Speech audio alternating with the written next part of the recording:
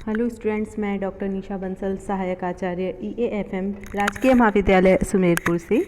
आज के वीडियो में हम बात करेंगे बीकॉम प्रथम वर्ष के लिए प्रश्न पत्र द्वितीय आर्थिक पर्यावरण। आज का अपना टॉपिक है एशियाई विकास बैंक स्थापना एवं उद्देश्य। आइए स्टार्ट करते हैं। अंतर्राष्ट्रीय आर्थिक संस्थाओं की बात चल रही थी, उसमें नेक्स्ट जो आर्थिक संस्था आती है उसका नाम है एशियाई विकास bank, Asian development bank, short में इसको कहा जाता है ADB। तो आइए इस वीडियो में हम बात करेंगे एशियाई विकास बैंक की स्थापना।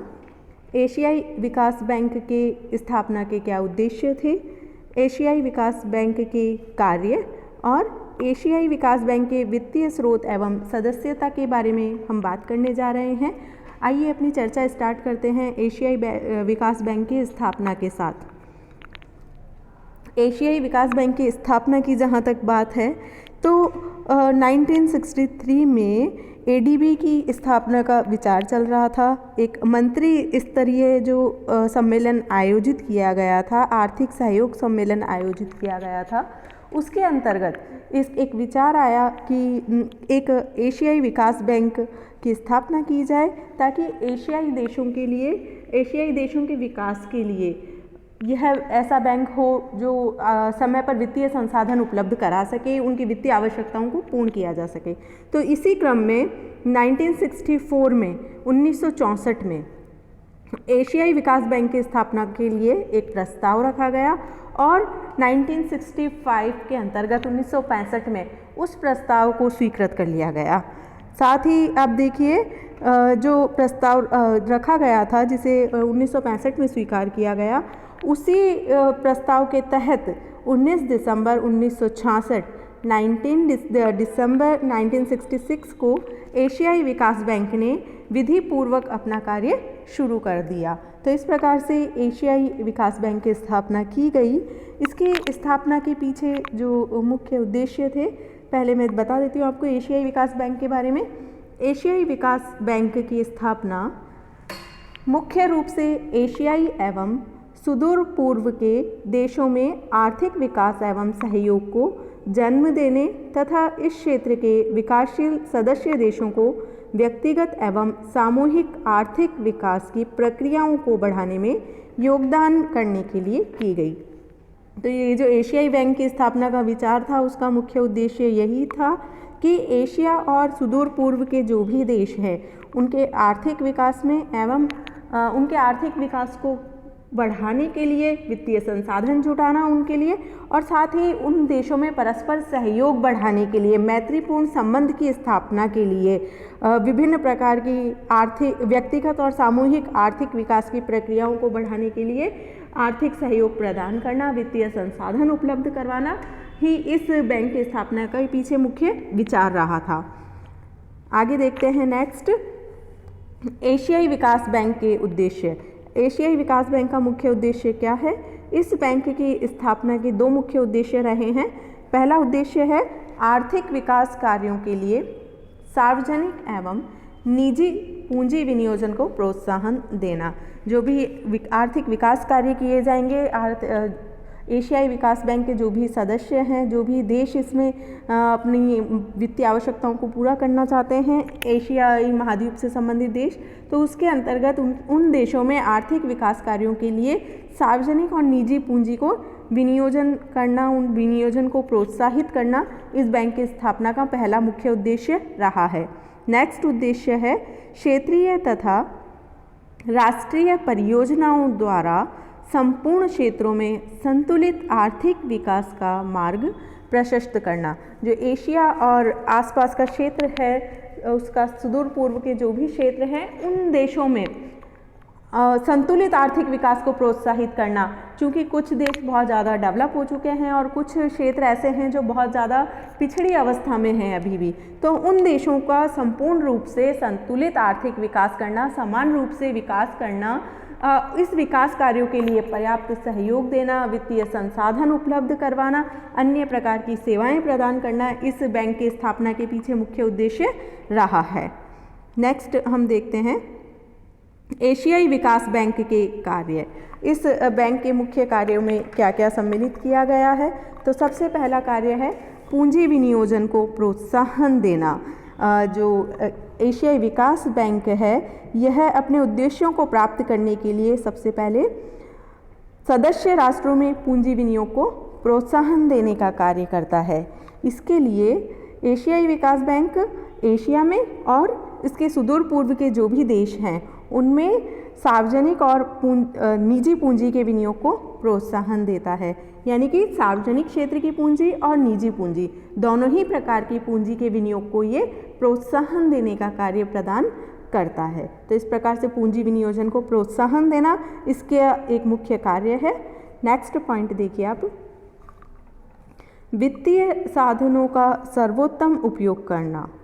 एशियाई विकास बैंक वित्तीय साधनों का इसका मुख्य कार्य है कि वित्तीय साधनों का इस प्रकार से उपयोग किया जाए ताकि आर्थिक विकास, क्षेत्रीय विकास, उप क्षेत्रीय और राष्ट्रीय परियोजनाओं का आसानी से अच्छे से क्रियान्वयन किया जा सके। जितनी भी क्षेत्रीय परियोजनाएं हैं या राष्ट्रीय परियोजनाएं हैं या किसी क्षेत्र विशेष से संबंधित उप क्षेत्रीय परियोजनाएं हैं उनका कुशलतापूर्वक क्रियान्वयन किया जा सके, देश के आर्थिक विकास को प्रोत्साहन दिया जा सके, संतुलित विकास को प्रोत्साहित किया जा सके। इन सब उद्देश्यों को प्राप्त करने के लिए वित्तीय साधनों का कुशलतम उपयोग करना ही इस विकास बैंक के कार्यों में सम्मिलित है। नेक्स्ट पॉइंट देखिए आप, विकास योजनाओं एवं नीतियों में समन्वय तथा सामंजस्य बैठाना। जो एशियाई विकास बैंक है इसका तीसरा मुख्य कार्य है सदस्य राष्ट्रों के साधनों के सर्वोत्तम उपयोग के लिए उनकी विकास नीतियों में और विकास योजनाओं में इस प्रकार से सामंजस्य स्थापित करें कि एक दूसरे से उनकी जो अर्थव्यवस्थाएं हैं सदस्य राष्ट्रों की वो एक दूसरे की पूरक बने, एक दूसरे की सहयोगी बने। यानी कि विकास नीतियों में और विकास योजनाओं में आपस में इस प्रकार का कोऑर्डिनेशन स्थापित कर दे कि एक राष्ट्र की नीतियां दूसरे राष्ट्र के लिए पूरक के रूप में, सहयोगी के रूप में कार्य करे, एक राष्ट्र की योजनाएं दूसरे राष्ट्र के लिए उपयुक्त साबित हों। तो इस प्रकार से यानी कि सिर्फ अपनी ही अर्थव्यवस्था का विकास ना हो, न केवल अपनी अर्थव्यवस्था का विकास हो बल्कि सदस्य राष्ट्र अन्य जो भी सहयोगी राष्ट्र है उनकी अर्थव्यवस्थाओं का विकास भी पर्याप्त मात्रा में हो। तो इस प्रकार से विकास योजनाओं और नीतियों में समन्वय और सामंजस्य स्थापित करने का मुख्य कार्य भी एशियाई विकास बैंक के कार्यों में सम्मिलित किया गया है। नेक्स्ट पॉइंट देखिए, तकनीकी सहायता देना। एशियाई विकास बैंक अपने सदस्य राष्ट्रों को अनेक क्षेत्रों में तकनीकी सहायता देने का कार्य करता है, जैसे विभिन्न प्रकार की जो विकास परियोजनाएं हैं सदस्य देशों की या विभिन्न प्रकार के विकास कार्यक्रमों का निर्माण करना है किसी भी प्रकार से, या जो विकास कार्यक्रम निर्मित किए गए हैं उनको व्यवहार में लागू करना है, उनकी क्रियान्विति करनी है।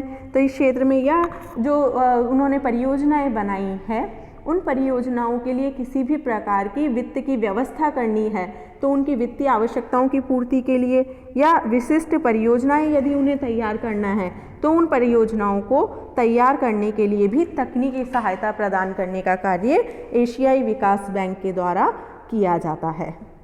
नेक्स्ट पॉइंट देखिए, वित्तीय साधन उपलब्ध करने के लिए संपर्क एवं सहयोग करना। इसका जो मुख्य कार्य है पांचवा, एशियाई विकास बैंक का पांचवा मुख्य कार्य है अंतर्राष्ट्रीय वित्तीय संस्था द्वारा सदस्य राष्ट्रों में जो वित्तीय साधन उपलब्ध कराने के लिए विभिन्न प्रकार से संपर्क स्थापित करे, उनमें सहयोग करे उनको, ताकि उन्हें समय पर वित्तीय सहायताएं प्राप्त हो सके। इसके लिए वो संपर्क स्थापित करने का और सहयोग का कार्य करता है। साथ ही इन क्षेत्रों में आर्थिक विकास में वित्त प्रदान करने वालों में और रुचि रखने वाली अंतर्राष्ट्रीय वित्तीय संस्थाओं को विनियोग और सहयोग के नवीन अवसर खोजने के लिए ये विभिन्न सुविधाएं प्रदान करता है, विभिन्न प्रकार से सहायता प्रदान करता है, ताकि जो भी संस्थाएं इसके जो देश हैं, एशियाई देश हैं, पिछड़े हुए देश हैं, उनमें किसी भी प्रकार से वित्तीय सहायता प्रदान करना चाहती है तो उनको सहयोग प्रदान करता है कि वो किन क्षेत्रों में, उनको गाइडेंस देता है, राय मार्गदर्शन प्रदान करता है कि वो किन क्षेत्रों में वित्तीय सहायताएं प्रदान कर सकती है।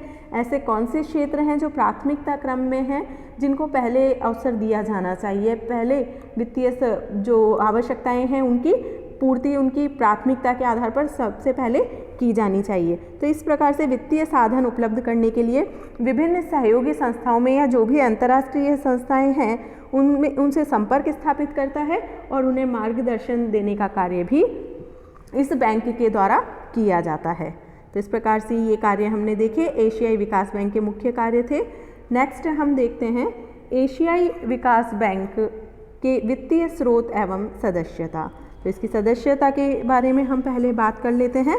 एशियाई विकास बैंक की सदस्यता की जहाँ तक हम बात करते हैं तो एशियाई विकास बैंक की सदस्यता केवल उन्हीं देशों को प्राप्त हो सकती है जिनमें सबसे पहले तो है एशिया और सुदूर पूर्व के देश या इसके सह सदस्य देश। केवल एशिया महाद्वीप और उसके सुदूर पूर्व के जो भी देश हैं या उसके जो भी सह सदस्य देश हैं, केवल इन्हीं देशों को एशियाई विकास बैंक की सदस्यता प्राप्त करने का अधिकार दिया गया है।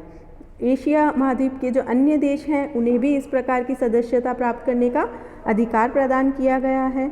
साथ ही एशिया के बाहर स्थित ऐसे देश जो संयुक्त राष्ट्र संघ एवं उससे संबंधित किसी भी संगठन के सदस्य हैं तो वो भी इसमें सदस्यता प्राप्त करने के जिसको बोल सकते हैं हम उन्हें इस प्रकार की सदस्यता प्रदान की जा सकती है। तो इस प्रकार से एशियाई विकास बैंक की सदस्यता के बारे में हमने बात की। नेक्स्ट देखते हैं इसके वित्तीय स्रोतों के बारे में। तो वित्तीय स्रोत क्या कहते हैं इसके? एशियाई विकास बैंक का मुख्य वित्तीय स्रोत अंश पूंजी है। इसकी प्रारंभिक जो अधिकृत पूंजी थी वो 11,100 मिलियन डॉलर थी, जो वर्तमान में लगभग जो इसकी इसमें मिस्टेक है कुछ, आप इसको ध्यान दीजिए, इसकी 1100 मिलियन डॉलर थी, एक ज़्यादा लग गया है इसमें।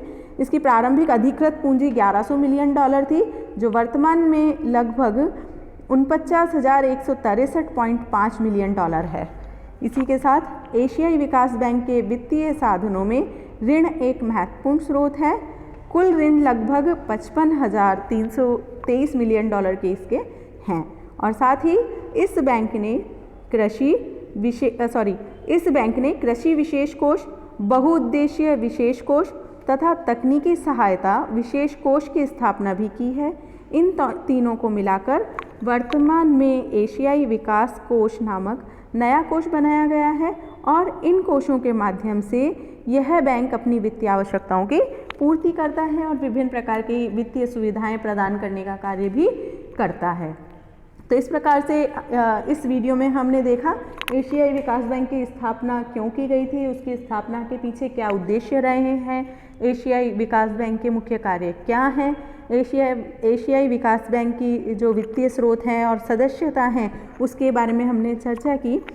अब एशियाई विकास बैंक के बारे में जो उसकी असफलताएं हैं या इसकी जो मूल्यांकन की बारे में जो हमें चर्चा करनी है वो अगले वीडियो में हम देखेंगे। तब तक के लिए थैंक यू वेरी मच।